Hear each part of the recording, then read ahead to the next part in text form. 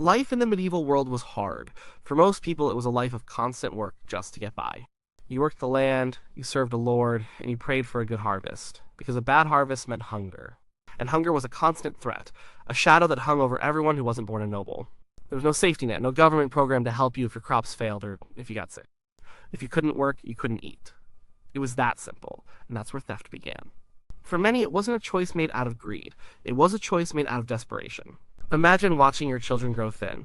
You've got nothing left to sell, nothing left to trade. But the baker has bread. The farmer next door has a chicken. Stealing that chicken wasn't about becoming rich. It was about surviving another week. This was the most common kind of thief. The peasant, the laborer, the desperate mother or father pushed to the absolute edge. They weren't master criminals, they were just hungry. But of course, there were other kinds of thieves too. The ones who made a living from it. In the growing towns and cities, you had the cutpurses and the pickpockets.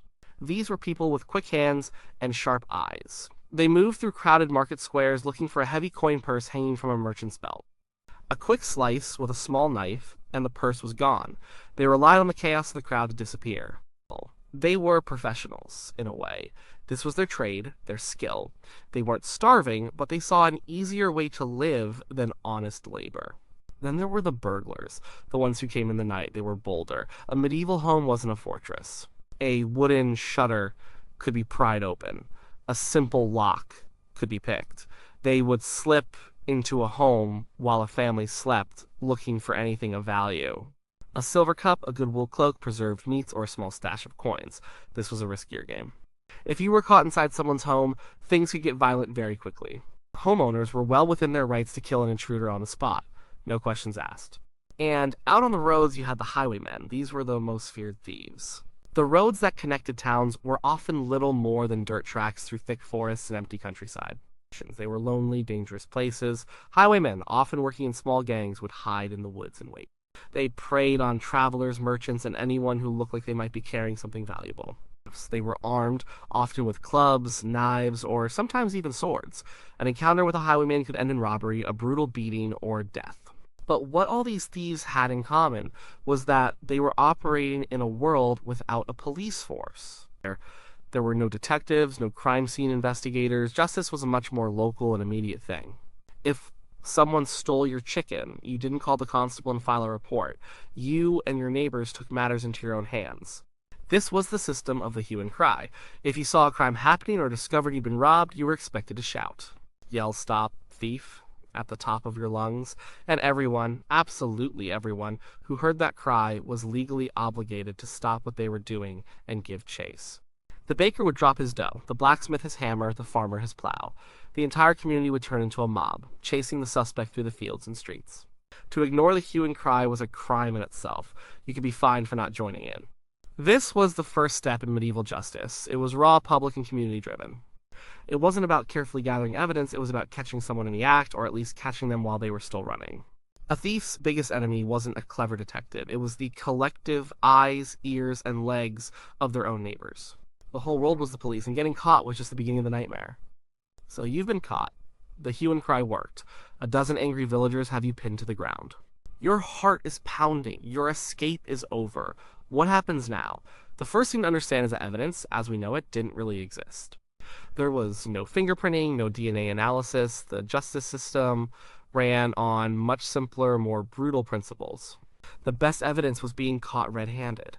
The term itself comes from this time, meaning being caught with the blood of a poached animal or a murder victim still on your hands. But it applied to theft, too. If you were caught with the stolen goods on your person, that was it. You were guilty. The law called this being hand-having, or back-bearing, meaning you either had the stolen item in your hand or were carrying it on your back. There was very little to argue about. If you weren't caught in the act, the next best thing was an eyewitness.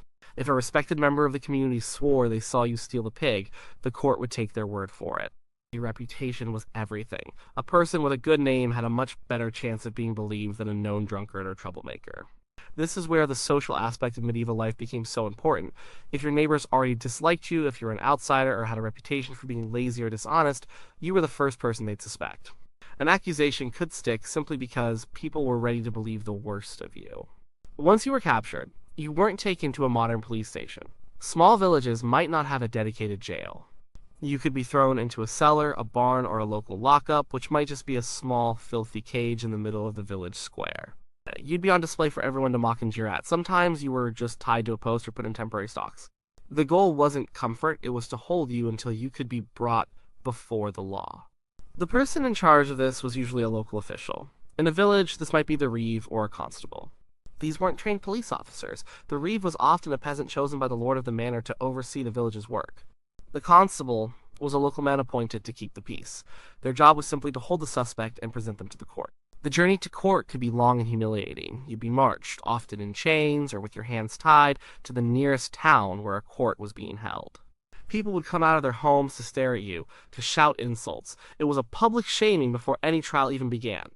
You were already being punished, and the court you faced depended entirely on what you stole and where you stole it. The medieval legal system was a patchwork of different jurisdictions.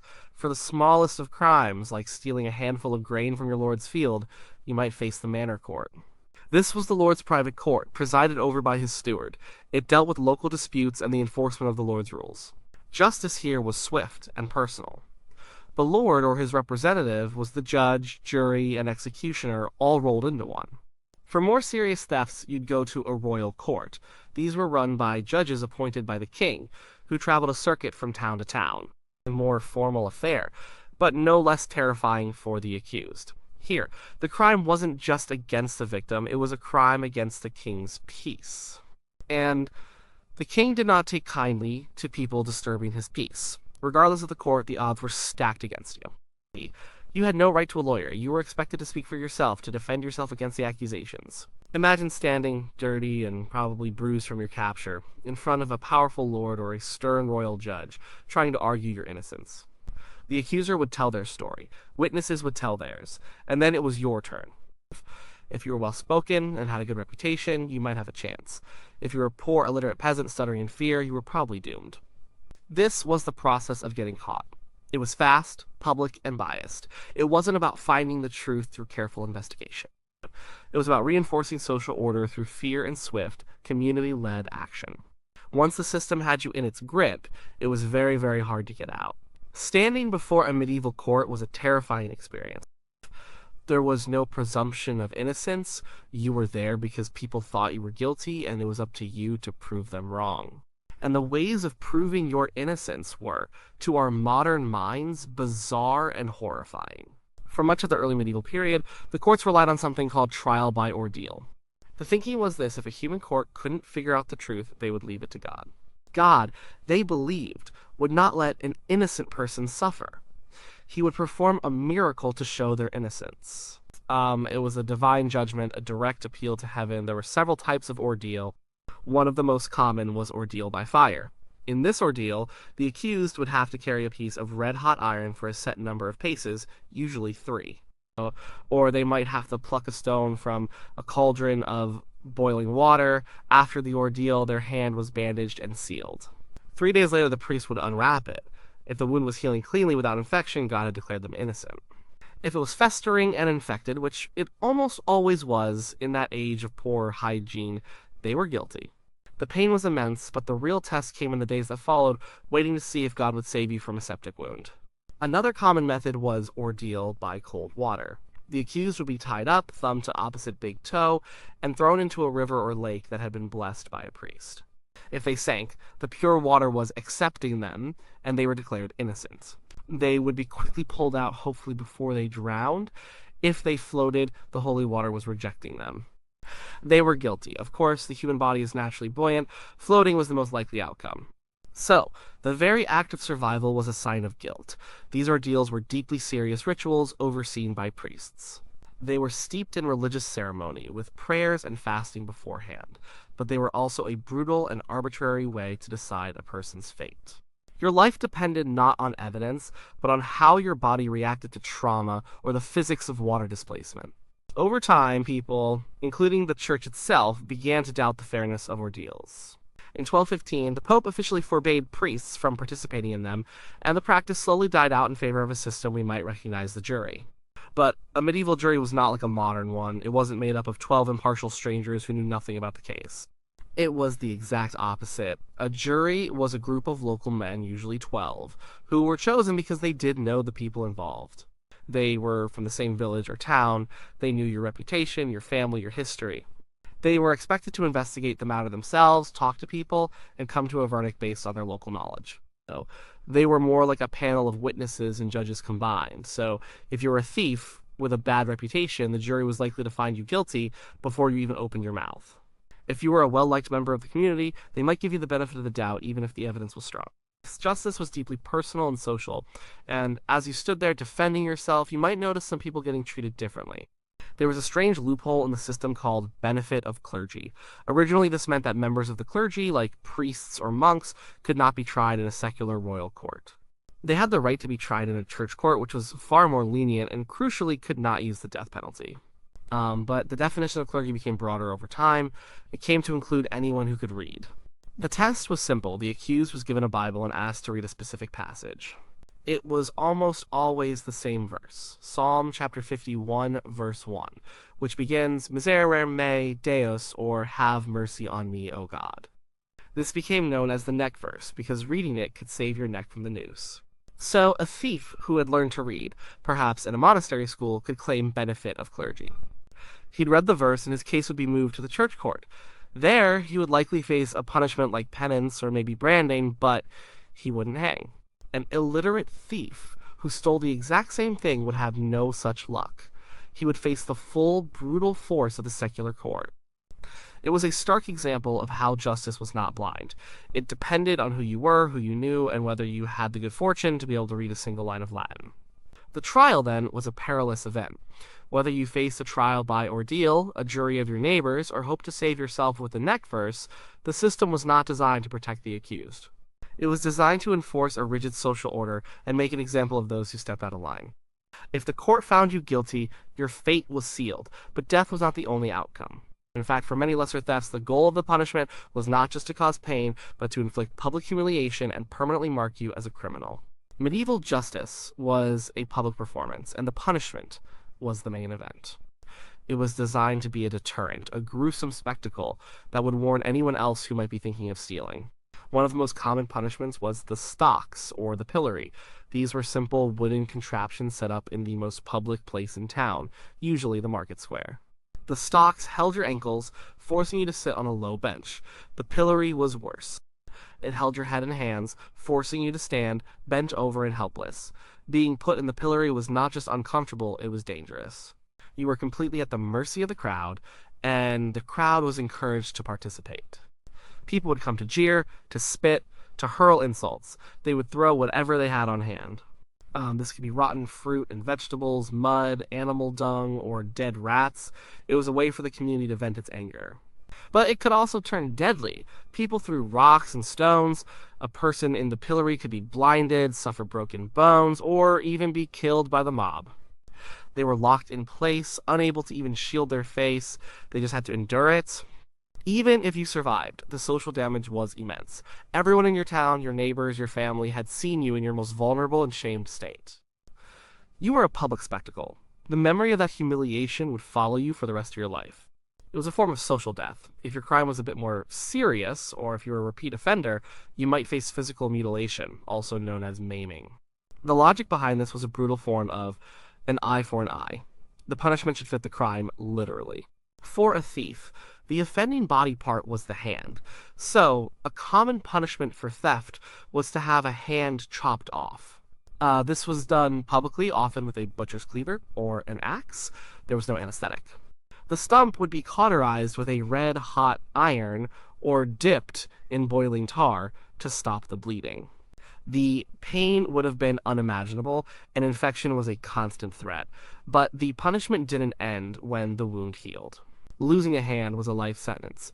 In a world that ran on manual labor, a one-handed man could not plow a field, swing a hammer, or do most of the jobs required to survive.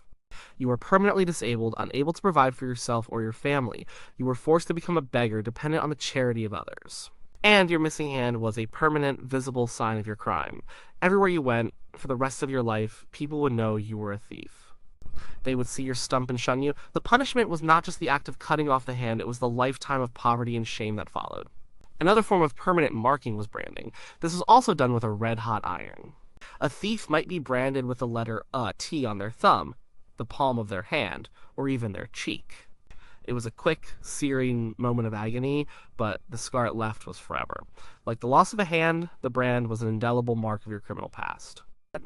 It told everyone you met that you were not to be trusted. It would make it nearly impossible to find honest work or be accepted into a new community.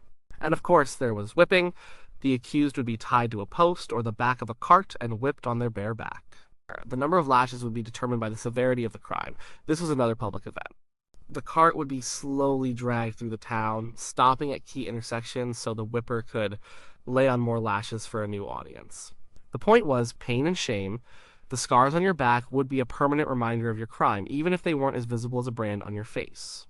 All of these punishments, the stocks, the maiming, the branding, the whipping, toying, were about more than just causing pain. They were about stripping a person of their standing in the community. They turned the criminal into an outcast. In a world where community was essential for survival, being made an outcast was one of the worst fates imaginable. It was a way of ensuring that even if you survived your punishment, your life as a normal, respected person was over for good. For some thieves, there was no pillory, no branding, no second chance. For them, there was only the gallows. The death penalty was a common punishment for theft in the medieval world, but it wasn't applied to every case. The law made a distinction between petty larceny and grand larceny. Petty larceny was the theft of goods below a certain value. This threshold was surprisingly low, often set at 12 pence, which was 1 shilling. To put that in perspective, a shilling was about what a skilled laborer might earn in a few days. So stealing something worth more than a few days' wages was considered grand larceny, and it was a capital crime. Stealing a sheep, a cow, or a horse was almost always a death sentence. Stealing from a church was sacrilege, and that too would get you hanged. Being a known, repeat offender, even for smaller thefts, could also lead to the gallows. Once the death sentence was passed, there was no long stay on death row. Executions happened quickly, usually within a few days. The day of the hanging was a major public event. The authorities wanted as many people as possible to witness it. It was the ultimate deterrent. The condemned thief would be led from the jail on their final journey. This was a slow, formal procession through the streets to the gallows, which were typically erected just outside of town, often at a major crossroads. The idea was that everyone coming and going from the town would see the bodies and be reminded of the king's justice. The prisoner would be placed in a cart, sometimes sitting on their own coffin. A priest would ride with them, urging them to confess their sins and make peace with God. This was seen as a final act of mercy, not for their body, but for their soul. The crowd would line the street. Some would jeer and insult the condemned, while others might offer them a final drink of ale, a small traditional kindness. It was a strange mix of morbid spectacle and solemn ritual. When they reached the gallows, the prisoner would be given a chance to make a final speech. Many used this opportunity to confess their crimes, warn others against a life of crime, and ask for forgiveness from God and the community. These gallows speeches were a popular part of the spectacle. Then came the hanging itself. And it was nothing like the relatively quick and scientific method of modern hanging. There was no calculated long drop designed to break the neck instantly. Medieval gallows were often short. The condemned would be made to stand on a ladder or on the back of the cart. The noose, a simple rope loop, was placed around their neck. Then the ladder would be turned over, or the cart would be pulled away, leaving them to dangle. The death that followed was slow and agonizing. It was death by strangulation or asphyxiation. The person would struggle for several minutes, kicking and twitching in the air. This grim, involuntary reaction was horribly known as the hanging dance. It was a brutal, ugly end. Sometimes, family members would run forward and pull on the person's legs, trying to hasten their death and end their suffering. After the person was finally dead, the ordeal wasn't over. The body was often left hanging for days, or even weeks. It served as a rotting, bird-pecked warning to all who passed by. It was the ultimate symbol of the state's power, and a stark reminder of the consequences of theft. In many cases, the family was not allowed to take the body down for a proper Christian burial. The thief was denied even the dignity of a grave, their soul believed to be in greater peril as a result. What happened to a medieval thief was a reflection of the world they lived in.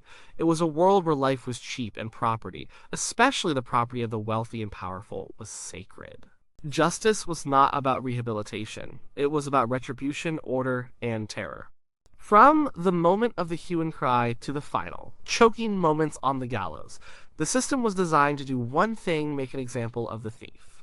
Whether through public shaming that destroyed a life, a mutilation that created a permanent outcast, or a gruesome death at the end of a rope, the message was brutally clear. In the medieval world, the price for stealing was often everything you had, including your life.